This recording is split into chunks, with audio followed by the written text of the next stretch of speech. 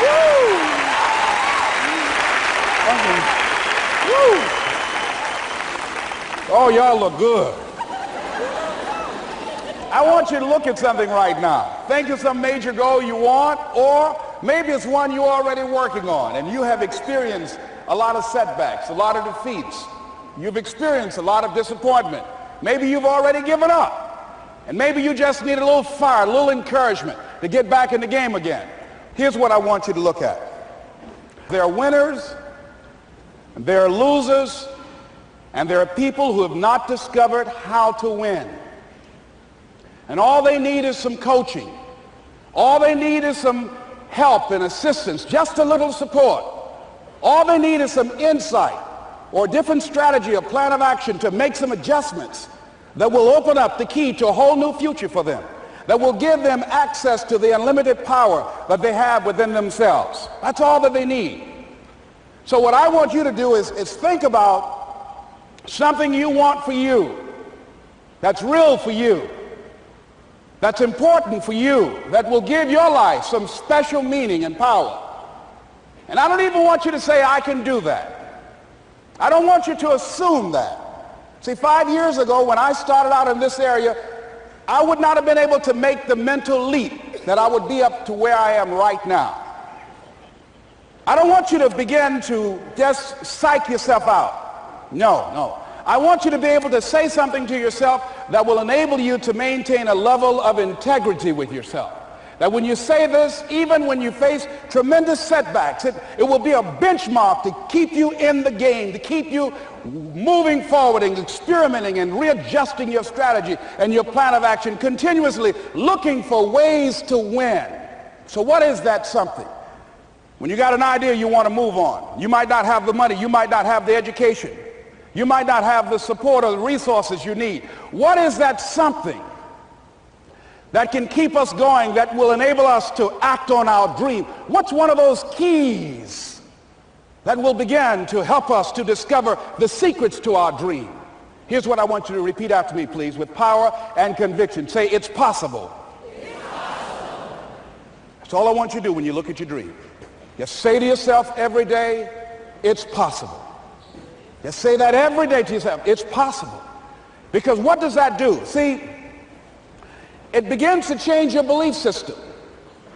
See, the way in which we operate, ladies and gentlemen, it's a manifestation of what we believe, what's possible for us.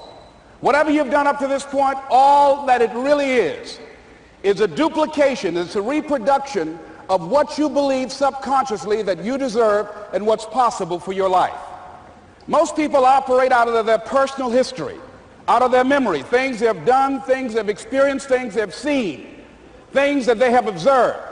What I'm suggesting that you operate out of a larger vision of yourself. I want you to see yourself doing what you want to do, experiencing what you want to experience, having what you want to have, doing what it is that gives your life some meaning and value. Operate out of your imagination, not your memory. Because whenever you look at where you want to go, I'm wanting to warn you, you will have some conversation back here after you go through the data that you've experienced in life saying you can't do it. And so what you want to begin to do is ignore that inner conversation. Well, most people, ladies and gentlemen, when something happens to them, what they do is they begin to believe that that's the way it is. That's the way it's always been. And they can't see the possibility of it being any different. Example, before April 1954, the common belief, the universal belief, because it had been tried again and again and again and people had failed, the belief was that man was not physically capable of breaking the 4-minute barrier, that he could not run a mile in less than 4 minutes. That was the belief on the planet. It had never been done. But here's what happened, ladies and gentlemen. Roger Bannister came along, and he broke the 4-minute barrier. Now here's what's significant about that. Since that time, up to this day, over 20,000 people have done it, including high school kids.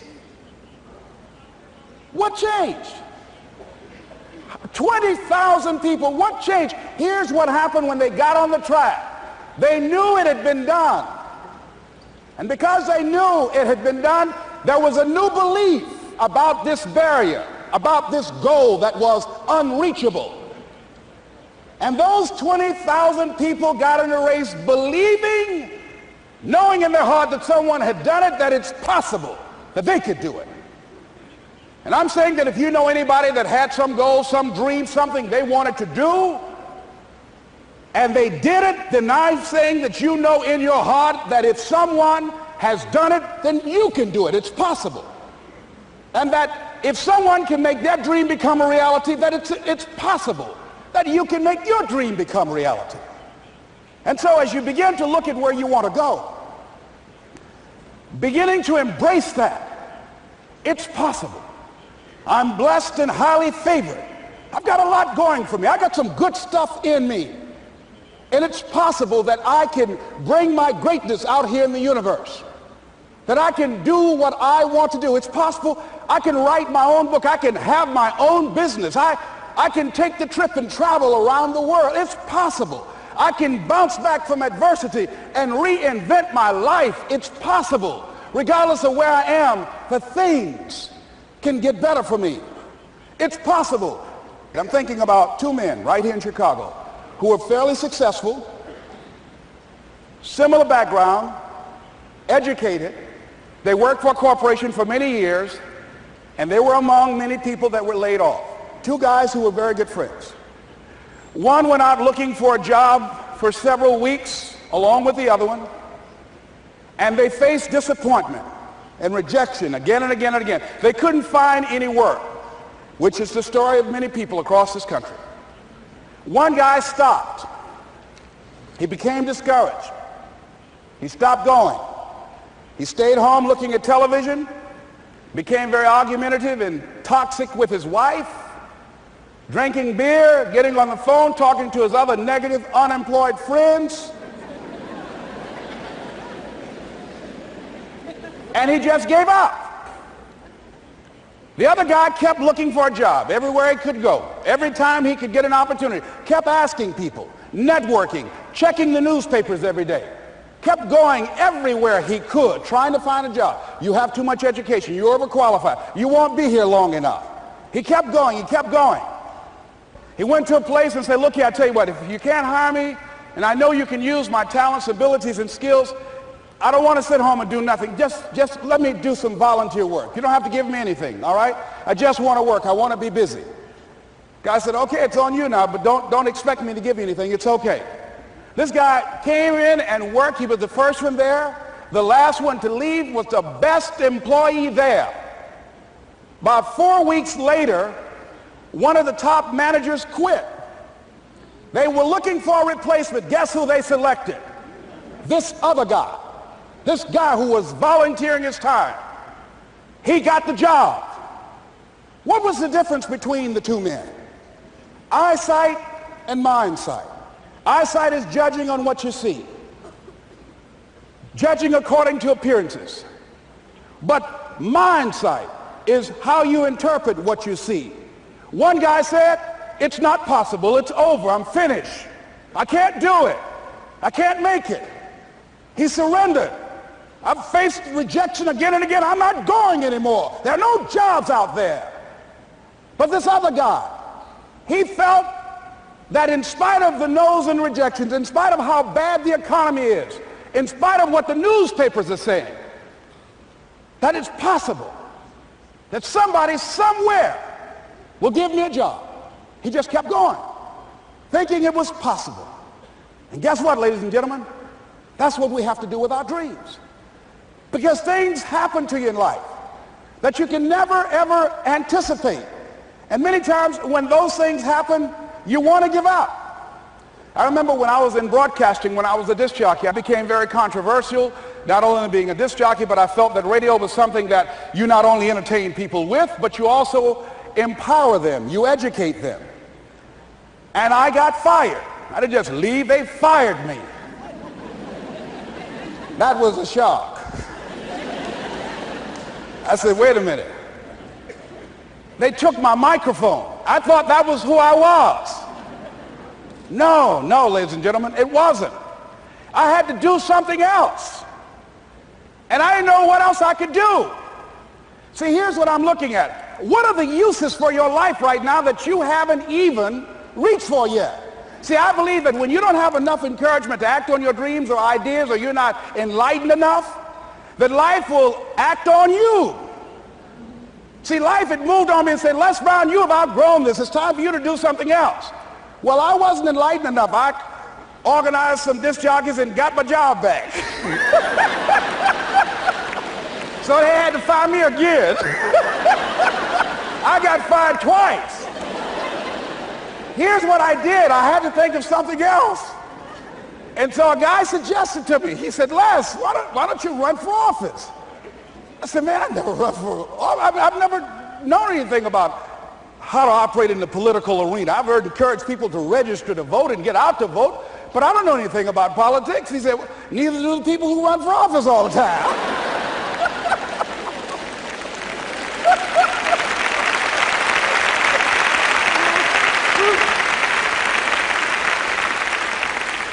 So I ran. Now here's what I'm suggesting. I ran. You got to do what you can where you are with what you have. I didn't have any money. I didn't know anything about the political process. I didn't even have any support. But here's what the guy told me. It's possible you could win. That's all I had. I was running against an endorsed candidate. He was an incumbent. He had the newspaper support, all of the leadership in the community, and I was challenging this guy. So I had a saying when I was on radio, stand up for what you believe in because you can fall for anything. And I would go door to door. I have my kids on one side of the street. I would be on the other, and I'd knock on doors. Hello, my name is Les Brown. Tell everybody I'm still standing. They get on the phone. Child, Les Brown was to my house today. You know the boy on the radio with the big mouth? Yeah, they fired him, honey. Say he's still standing. See, I'm saying just keep moving. Don't start feeling sorry for yourself. Don't spend time blaming and talking about what happened to you. See, whatever you talk about, that's what you multiply and expand in your life experience. So don't talk about stuff unless you want it to keep on happening to you, all right? So I got in that kind of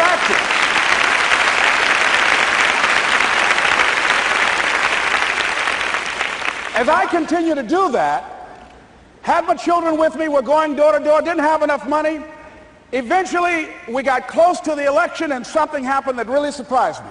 Guys who I thought were going to either support me or stay out of it, various powerful community leaders, they became involved in it and they endorsed my opponent.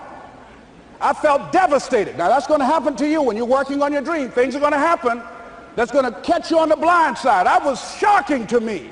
They didn't have to do that. All they had to do was just stay out of it. But here they go, come up in there messing with me.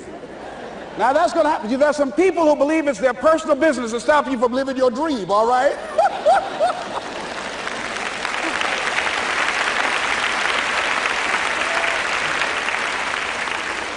But I didn't deal with that. You want to make your dream come true, you got to stay focused. Some people rather get even than get ahead. Stay focused on where you want to go. I just kept on doing what I was supposed to do. And so I was driving to the radio station. My opponent had over $20,000. I had less than $800. As I was in the radio station, the guy said, "You're going to make a commercial?" I said, "Yes." He said, "It better be a good one because that money can't go pretty far here." And I sat there in the middle control room and I was thinking. And here's what happens when you get still. Stuff will start coming. Something said, "Call your mama." You used to talk about your mother on the air all the time. Ask her to say a few words for you. That'll be a different kind of political spot. So I called my mama. And I had a gospel record playing in the background.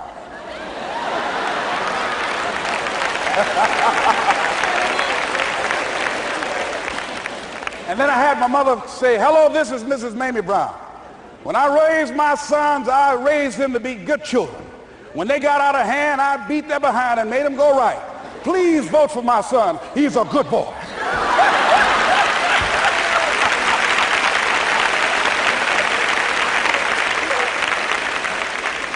Usually in the state representative race, maybe 3,000 or 4,000 people will come out to vote in a primary. In that primary race, over 27,000 people came out and voted and said, I'm voting for Les Brown because his mama said he's a good boy. I won, ladies and gentlemen. I won.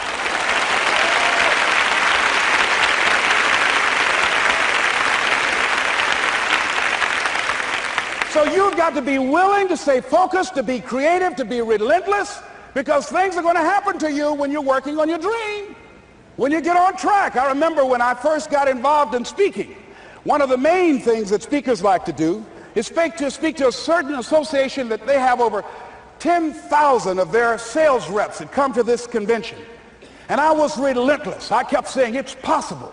It's possible. See, what I want to let you know and set you up for, because you say it's possible, don't mean that you're not going to have any problems.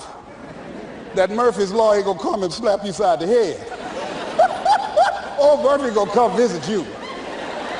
He's waiting for some of y'all out in the parking lot.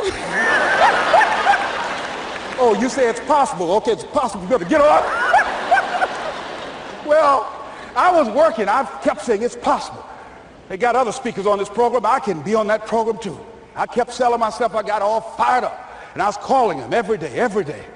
And the lady finally said, Mr. Brown, I tell you what, we want you to come in and talk to our sales executives. You got the kind of fire and guts that they want that will motivate them. And let me tell you something else. We want you to bring your motivational tapes. You're going to need at least $50,000 worth of tapes. I said, is that right? Yes, because they want to keep that drive alive. I said, all right. I called the guy to duplicate my tapes. I said, Don, how you doing? This is Les. Let me tell you, I got a major speaking engagement. I said, man, it's a speaker's dream. I need over $50,000 worth of product. He said, Les, you don't have that kind of credit. I said, I know, but Don, I can sell that. Just right after speaking engagement, I'll give you your money in 4 days. He said, are you sure, Les? I said, yes, man, I got a major speaking engagement, and they told me to do it. He said, man, that's a big order. Let me talk with the lady with you. I said, hold on just a minute, man. Call the lady back. Hello, Evelyn, how you doing? This is Les Brown. I got Don on the phone. What did you say? Do I have the speaking engagement? Yes, you do. And what else you suggest? Les, our people, they buy a lot of tapes. Your tapes are very popular among them. I'm saying bring at least $50,000 worth of tapes, Les. You'll sell everything you got and more. I said, did you hear that, Don? He said, yes. I said, now, if anybody else has to make a decision, are you the final person? She said, I'm the final person. I will send you the contract. I want you. I said, did you hear that, Don? He said, yes. I said, oh, ye of little faith.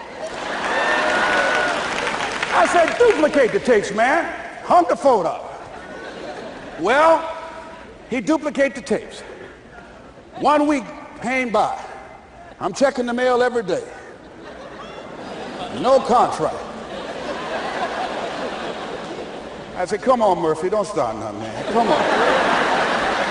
Come on, man, give me a break. Come on, you know, this ain't fair. Come on, man. Give your boy a break. Come on. I talked to myself, you know. I didn't want to call him right now. 2 weeks passed by. Murphy said, don't you think you ought to call him? I said, okay. I called. I said, hello, this is Les Brown calling. How you doing, Les? I said, fine. I said, Evelyn hasn't sent my contract out yet. Any additional information you need? So, Les, you haven't heard? I said, no.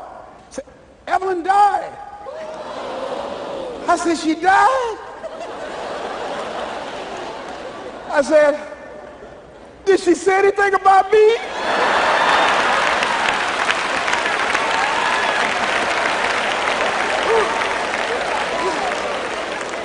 When I got home, I was so wiped out.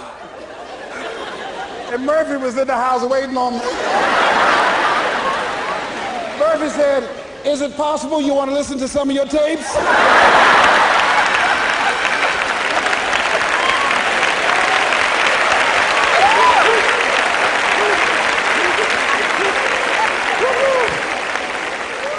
But ladies and gentlemen, here's what I had to do. I had to begin to focus on what was the solution. That this was not the only place that I'll be able to sell those products. And as I began to challenge myself and got some help and support and some other input, I eventually did. It took longer, but it was challenging. But I did it. Repeat after me, please. No matter how bad it is, or how bad it gets, I'm going to make it. I'm going to make it. Shake somebody's hand on your right and left and say, you got that right.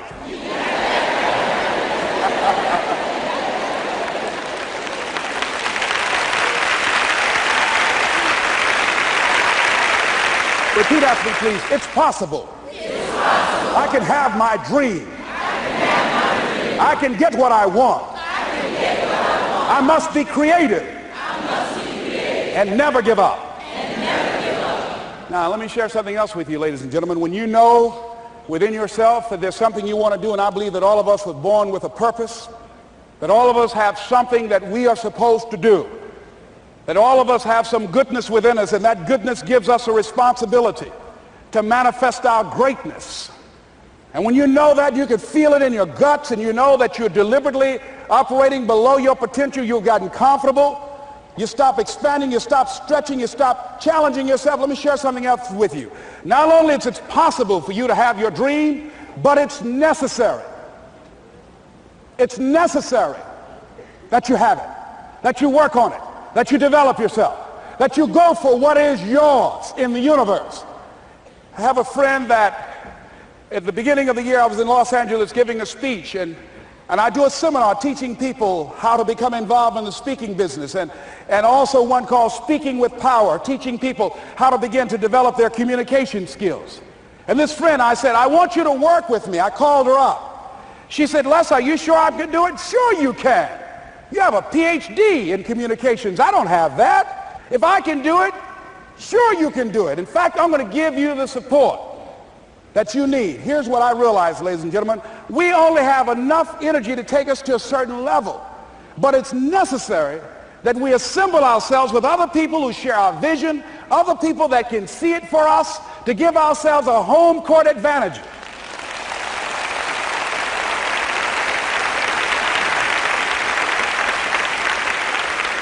So it's necessary that you seek out other people who think like you, who are growing, who have decided that they are not satisfied with where they are. See, I don't believe that necessity is the mother of invention. No, necessity, in my opinion, is not the mother of invention.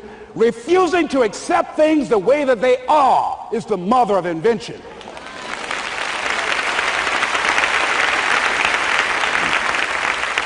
When you decide, I'm not going to settle for this, this is not going to be it for my life, I deserve more than this.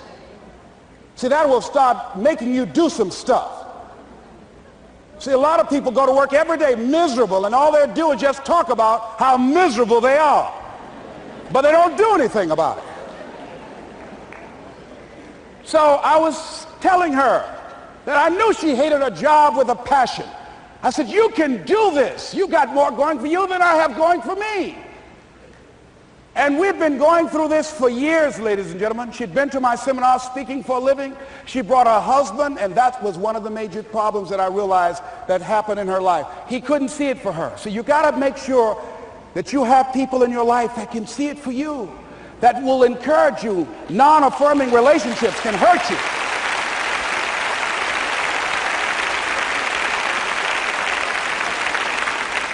And I talked to him. I said, I don't have anything to do with your marriage. I said, you and I are good friends, and she and I are good friends. And I'm not taking sides. I said, but if you can't see it for her, don't tell her that.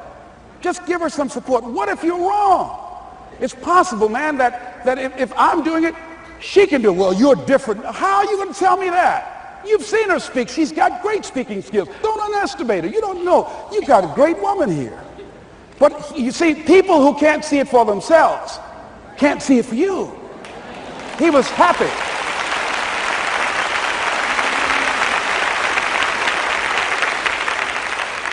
So I said, will you do it with me? I said, I'm going to give you the support you need. You can't do it by yourself.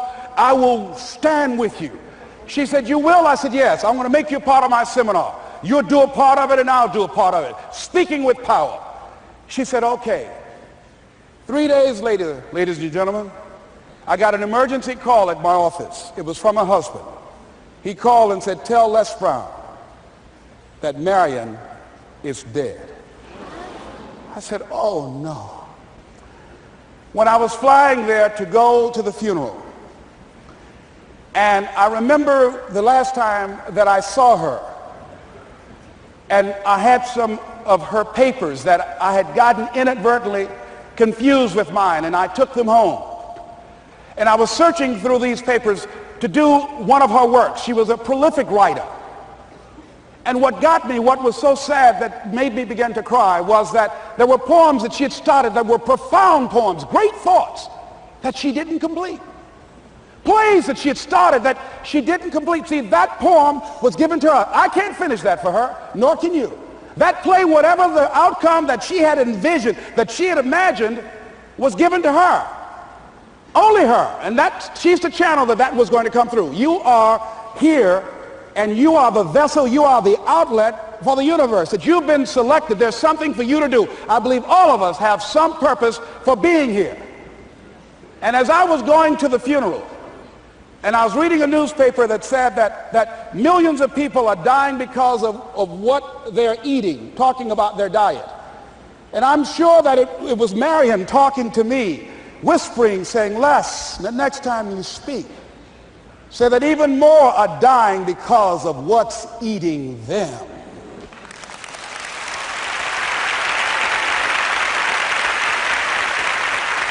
When the challenges of life come your way, you've got to find ways to increase your sense of self-appreciation, because if you don't, you're bombarded with negative stuff every day that beats you down, and you will find yourself unconsciously engaged in self-destructive behavior. If you don't program yourself, life will program you.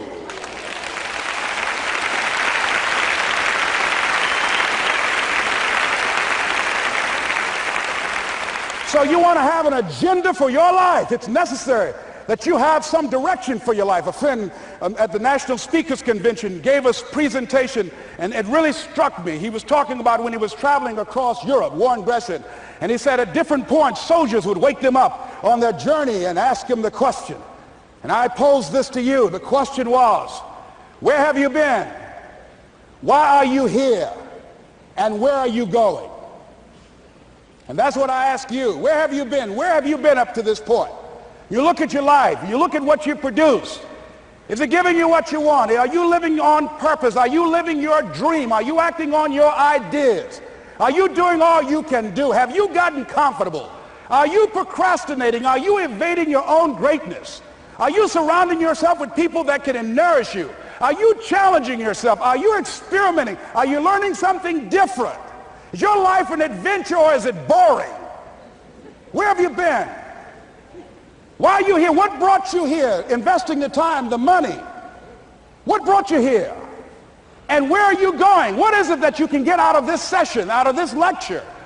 That when you leave here, rather than this just being a spectator event, that you got some idea, some dream, that you might have to go back and brush it off and look at it again and say, I've got to do this. This is my stuff. This is what I'm supposed to do. This is why I showed up. Where are you going with your life?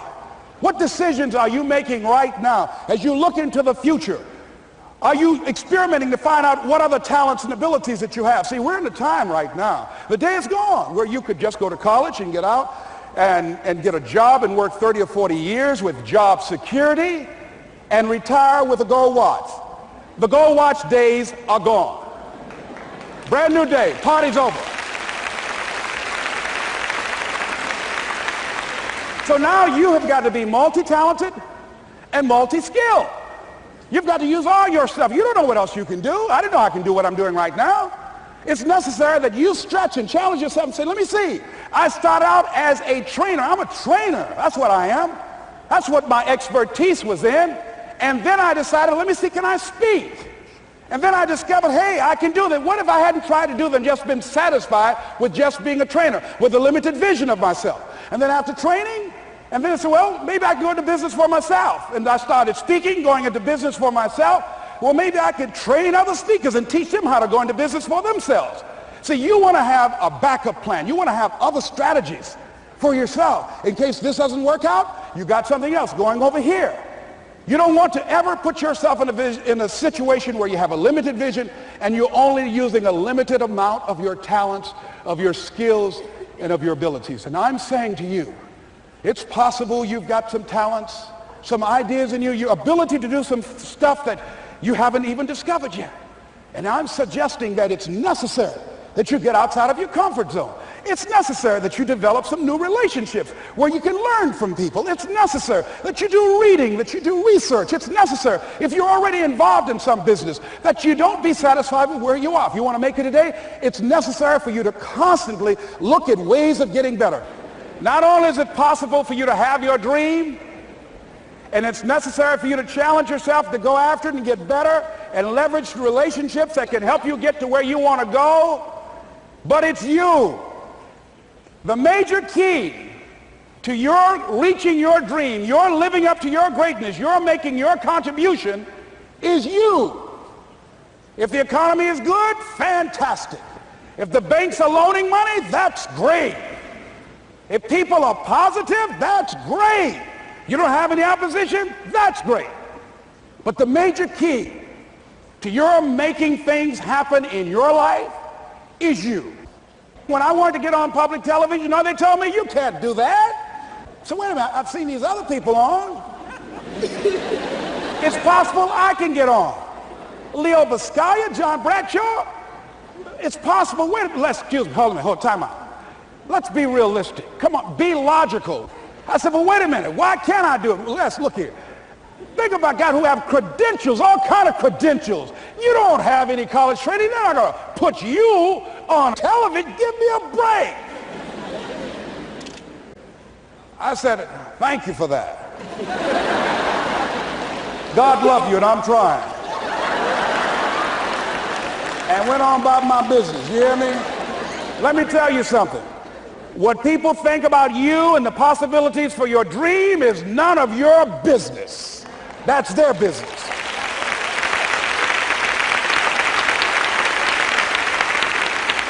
They have no imagination, ladies and gentlemen. They're living out of the past, out of their memory. Their attitude is it can't be done because they haven't seen it. They're judging according to appearances. The people that are going to make it in the future, the people that are making it today, let me share something with you. History is being read, but it's also being written by people with imagination.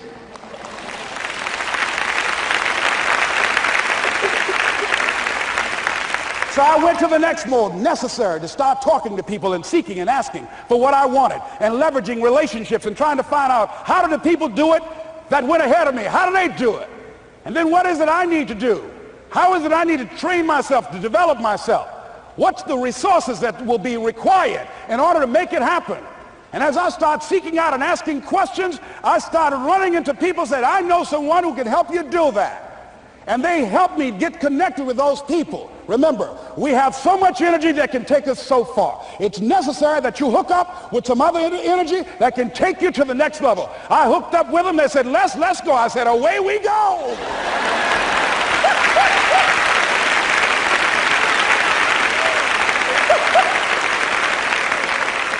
And guess what? Here we are.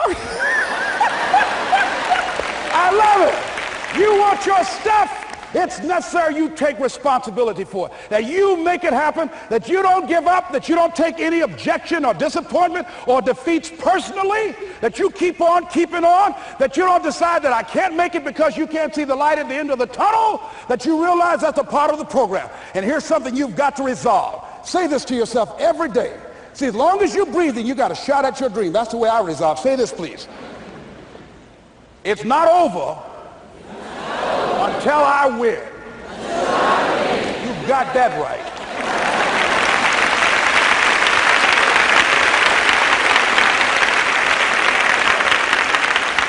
It's not over till I win. Not over till I get through. It's not over till I get over. Not over till I get what I want. Door can't open today, look out. I'm going to come back and take the hinges off. That's how you got to do that. You've got to have that kind of courage, that type of determination. If you want to make it happen, it's you. That you've got to take personal responsibility to make it happen. That you have got to own what it is that you want to do, if it's taking care of your well-being, if it's making a difference in our school system, if it's working with senior citizens, if it's to protect our ecology, if it's to create an economic renaissance, if it's just to take yourself to another level, it's you. You've got to make that happen. We can point out many things that can make it inconvenient or can slow us down, but ultimately, it's on us.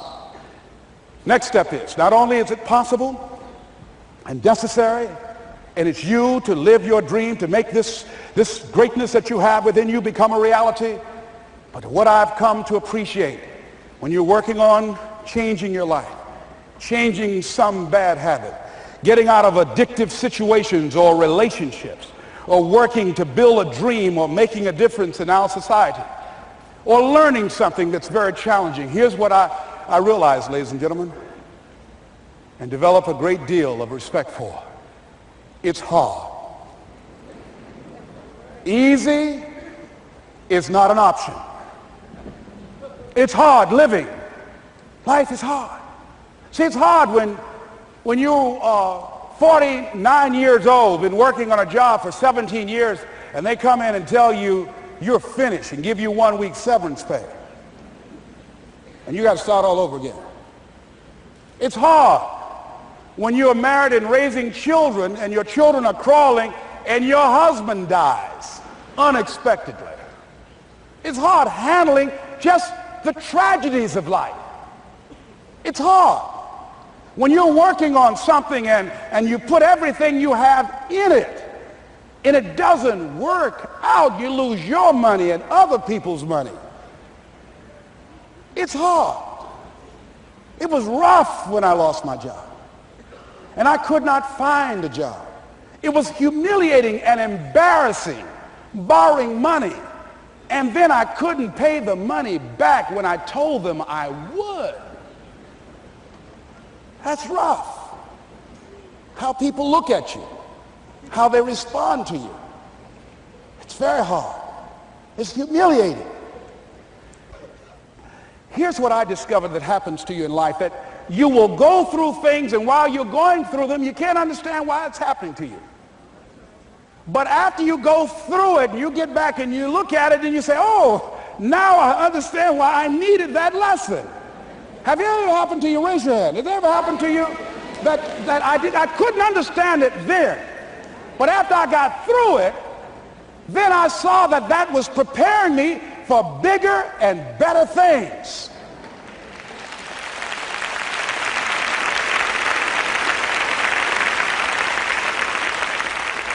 That as you go through the challenges of life and you look at it and embrace whatever comes to you, don't run from it. Step toward it. Don't try and duck it like most people do. See, most people want it easy. See, easy come, easy what? Easy go.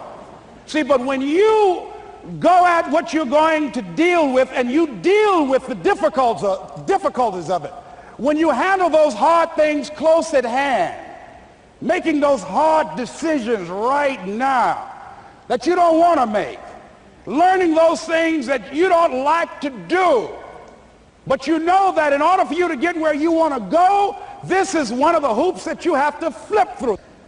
And I'm saying to you, whatever you got to do it, because if you don't, life is going to whoop you until you surrender and say, okay, all right, I cooperate, okay, I learned, okay.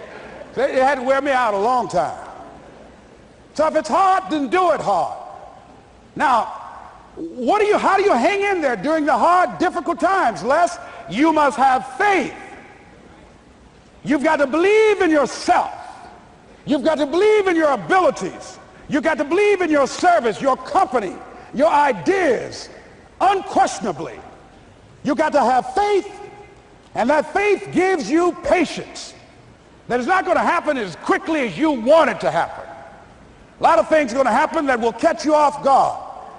And so therefore you've got to deal with and handle it as it comes. And not only that, but that faith and patience drives you into action. You've got to keep moving and keep plugging away. In the Far East, they have something that's called the Chinese bamboo tree. The Chinese bamboo tree takes 5 years to grow. And when they go through a process of growing it, they have to water and fertilize the ground where it is every day. And it doesn't break through the ground until the 5th year. Okay? But once it breaks through the ground, within 5 weeks, it grows 90 feet tall. Now the question is, does it grow 90 feet tall in 5 weeks or 5 years? The answer is obvious.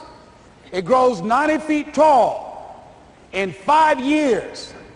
Because at any time had that person stopped watering and nurturing and fertilizing that dream, that bamboo tree would have died in the ground. And I can see people coming out talking to a guy out there watering and fertilizing the ground that's not showing anything. Hey, what you doing? You've been out here a long time, man. And the conversation in the neighborhood is, you growing a Chinese bamboo tree, is that right? Yeah, that's right. Well, even Ray Charles and Stevie Wonder can see ain't nothing showing. You know that's how people are going to do you? So how long you been working on this? How long have you been working on your dreams? And you have nothing to show. This is all you got to show? People are going to do that to you. And some people, ladies and gentlemen, they stop. Because they don't see instant results. It doesn't happen quickly. They stop. Oh, no. You got to keep on watering your dream. And when it began to happen, they stopped laughing. They said, look. Whoa, look here. Look how. Hey, man, you know, I know you could do it. Look here, you got a job here?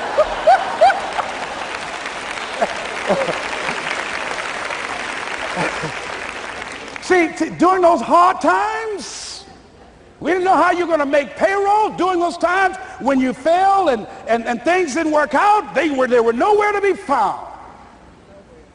But you know what I discovered? When you're working at your dream, somebody said the harder the battle, the sweeter the victory. Oh, it's sweet to you. It's good to you. Why? See, when it's hard and there's a struggle, see, what you become in the process is more important than the dream. That's far more important. The kind of person you become, the character that you build, the courage that you develop, the faith that you're manifesting. Oh, it's something that you get up in the morning, you look yourself in the mirror, you're a different kind of person. You walk with a different kind of spirit. And people know that you know what life is, that you have embraced life. You knew it was hard, but you did it hard.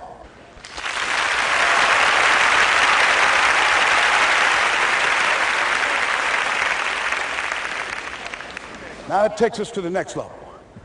If it's hard, why do people do it? You ask people who do things. Why do they go it? People who climb mountains just for the sake of it. Nobody paying them to do it. Just do it. Somebody said, I'm going to run around the world. He said, why would somebody want to do that?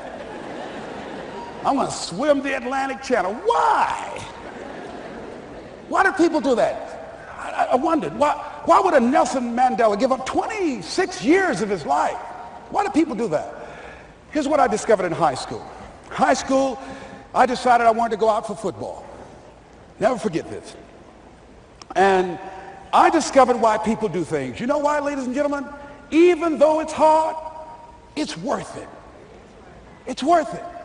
See, one day we had Coach Alkin Hepburn had this plaque down there and this wood on the floor, on the ground. He said, Brown, come over here. Had my suit on. I said, yes, sir. He said, I'm going to have old Larry Littles down there, old big Larry. Yes, sir. Big, fat, sorry Larry. Yes, sir. Brown, I want you to get down bull neck. Yes, sir. He said, I want you running Larry. I want you to put your helmet right in his pit, right up and hit his chest and knock him off that board. You hear me, Brown? You can do that. Yes, sir. Can you do that? Yes, sir. I said, hubba, hubba. I said, hubba, hubba. He said, Brown, I want you to knock him off. You're going to make the team. I know you can get him, all right? Look at him, how sorry he is. Knees knocking and everything. I said, yes, sir. Then he went down to Larry. Larry Littles, who played 12 years for the Miami Dolphins, all pro for 12 years. This is a bad, big dude. 250 pounds, strength, agile, and all muscle.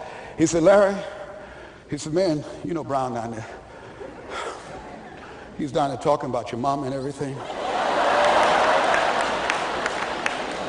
He talked about how fat and sorry you are and how he's going to knock you off this board.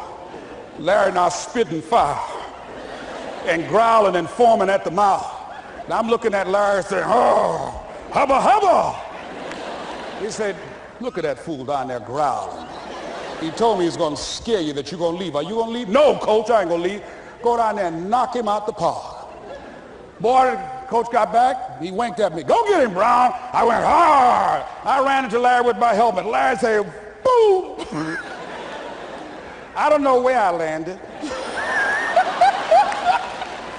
When they woke me up, I said, can y'all take this helmet off me for a minute? I said, y'all got any more positions out here? They say, like where? I said, don't y'all need an announcer? They said, Brian, where you going? I was crying. They said, man, some girls over there. I said, I don't care, man, I'm hurt. So that fool almost killed me, man. He said, Brian, you quit, man. I said, yeah. I said, what? I said, it ain't worth it, man. No, it ain't worth it. Y'all go ahead. Y'all crazy. I'll be your announcer, man. I was calling the game. I was up there in the booth. Call good games, too, because the pain wasn't worth it to me. And I'm saying to you, you know why people do what they do? The people who go after their stuff, what makes it worth it? It's got to be your passion. You got to love it, ladies and gentlemen. You got to love it. It's got to be what you are supposed to do. You want to sing, and even though they want to invite you to Carnegie Hall, you're going to sing to anybody that listen to you, including singing to yourself. I used to talk to my plants when nobody else would listen to me.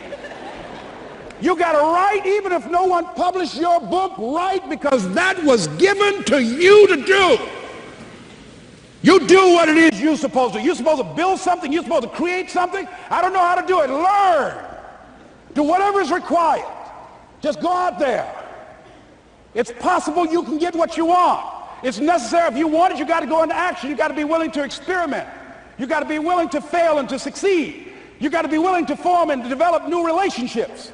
It's you. It's on you. You got to make that happen. Nobody's going to bring it to you on a silver platter and say, here's your dream manifested. No, it's hard. Yes, it's hard. It's difficult. Yes, right. And it's worth it.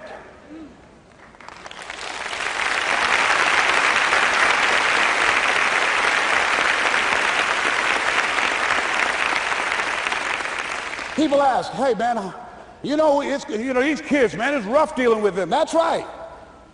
That's right. You think peer pressure happened overnight? We went through peer pressure. I remember as a kid, some guys said, hey, Les, me and another fellow named Willie Lower, we were going home. Hey, man, we're going down to Gould's, man, and knock off a grocery store. I said, look here, I don't want no part of that. I'll see y'all later. Say, y'all chicken. I said, that's all right, you say whatever you want. Low star. I'm not chicken, man. Don't call me chicken. Then why don't you come? We didn't even ask you to come into place, man. All you do is just drive the car, that's all. I don't know how to drive that good. Well, we're trying to get Les to come. He's chicken. Hey, I'm not driving nothing, all right? Willie, don't care about what they say, man. Leave him alone. You want to go do it? You find somebody else to drive, or you drive yourself. Come on, Willie, man. Pull him, he stopped. I ain't chicken. All I got to do is drive? Yeah. I said, Willie, that sounds simple, man. Don't go, man. He went. And the next day we read the newspaper where when they robbed the store, when they came out running to a car, the merchant, the man who owned the store, came out just shooting wildly, and he hit the driver in the head. So peer pressure didn't just start in the 90s or the 80s. It's difficult and it's challenging for kids right now. And it's going to take some easy, simple methods to help bring them out of this madness, this insanity? No. Is it hard? Yes. Let's look at what we've been doing.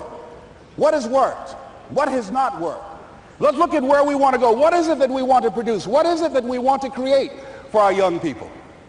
And as we think about that, start experimenting with different methods and techniques to create and to produce that. And begin to believe that it's possible through our commitment, through our vision, through our determination, our relentlessness. Because of our belief, it's possible that we can reduce the teenage homicide rate, the teenage pregnancy rate, the dropout rate, that it's possible, looking at what kind of world are they going to be in. As we look at the global economy, that as we begin to use our collective will and genius and resources, it's possible that we can create an educational system that not only will test their minds with information and facts and figures, but will teach them how to think and be creative, and what does it mean to be a human being and to value human life, and how do you make relationships work? How do you bounce back from adversity?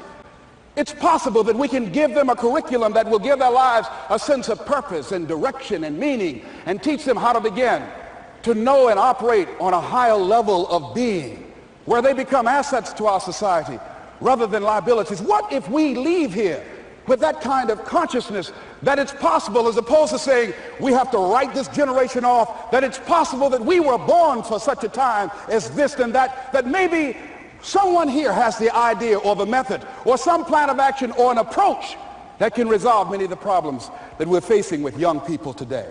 Whatever we have to do to save our children, it's worth it.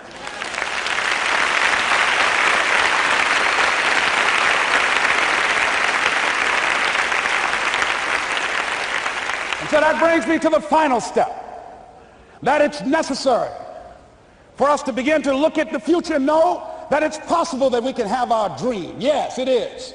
Other people have done it, then we can do it. We fail a lot of times. Well, a lot of other folks fail, and eventually they came back and they succeeded. So it's possible we can have what we want. And we know that we want to get it. It's necessary that we align ourselves with people that think like we do. It's necessary we get negative, do-nothing people out of our lives. It's necessary we never stop learning and growing and developing ourselves. It's necessary that we never give up. We know that it's you, it's me. It's being responsible for our stuff and deciding that we're going to keep on keeping on, that we're going to find a way to win or find a way to make it happen. And we know it's hard. It's not going to be a picnic. Yes, it's hard, and we will do it hard. And once we do it hard and we go through it, we realize it was worth it. And once you discover it was worth it, it is done. It's done.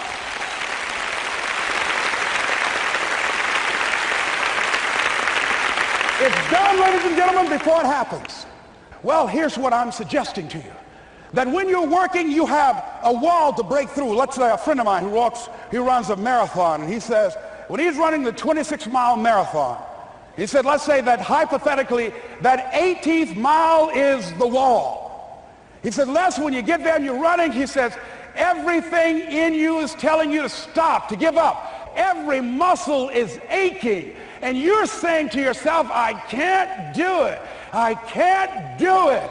And you just keep on and you keep on and you keep on. It seems like you're moving at slow motion. And then eventually when you break through that 18-mile wall, then you know it's like done and you're on automatic and you glide on in. And you know it's there. You know you're going to get to the finish line. And we've all had experiences where we were working on something and we knew it was possible. And we did those things that were necessary to bring it into reality. We took the responsibility to make it happen. Other people couldn't see it. A lot of people didn't believe it. You were attacked. You were criticized. People were opposing you, but you kept on doing it. It was hard. It was rough. It was difficult. But to you, it was worth it. And eventually you got to a level you know, can nothing stop me now. I'm on the move. I'm on the move.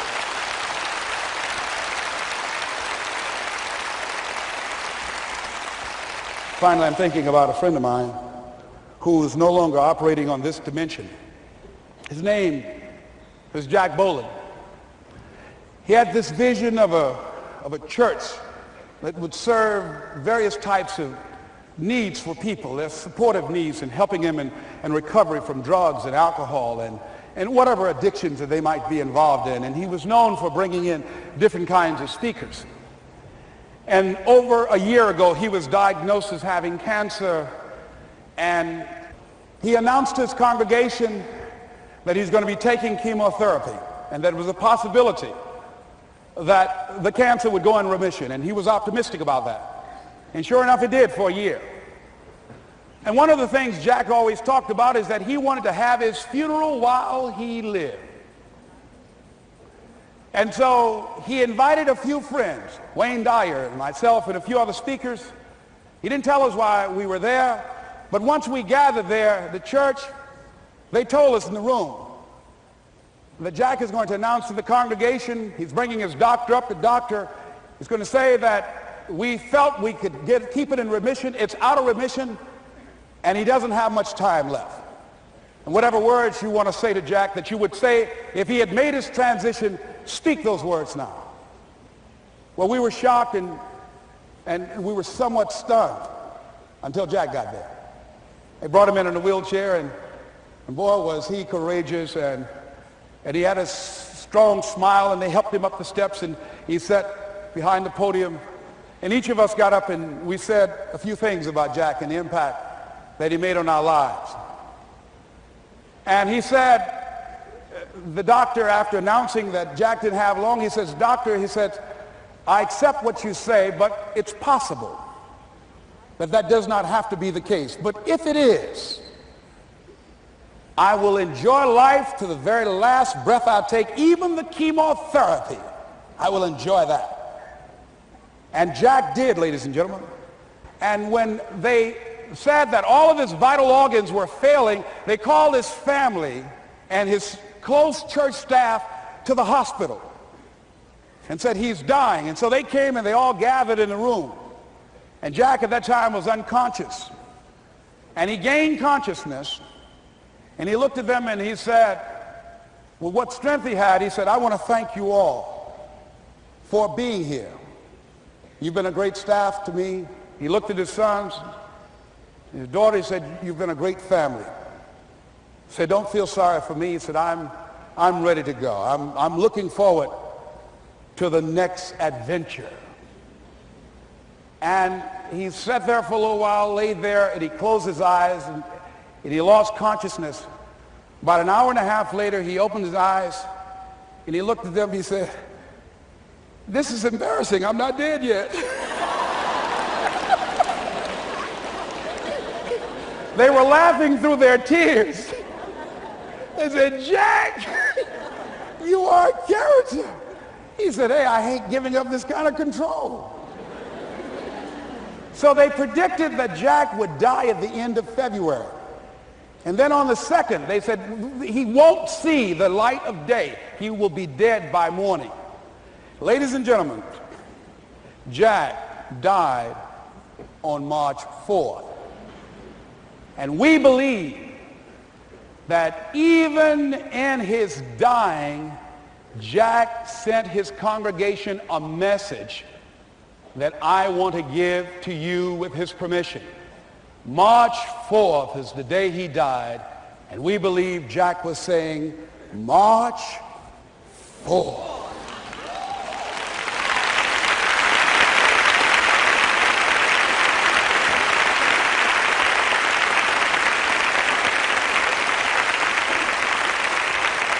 So I say, as you look into the future, while other people are giving up, feeling like victims, feeling powerless, becoming negative, turning on each other rather than to each other, feeling that they can't make it, be ye not conformed to this world, but be ye transformed by the renewing of your mind with the mindset of that it's possible that we can save this generation. It's possible that we can create new industries, a new economy. It's possible that I can find a new profession, a new job. It's possible I can create a new life. And it's necessary that I become actively involved in becoming a positive force in my life and on the planet. And it's me, yes, it's you, it's all of us, pulling together, working together to create this brand new future. And it's going to be hard. Easy is not an option. But if it's hard, we will do it hard. Whatever is required to snatch victory from the jaws of defeat. And it's worth it, yes. It's worth whatever we have to do. And once we know that, it is done. It is done. It is done. It is done.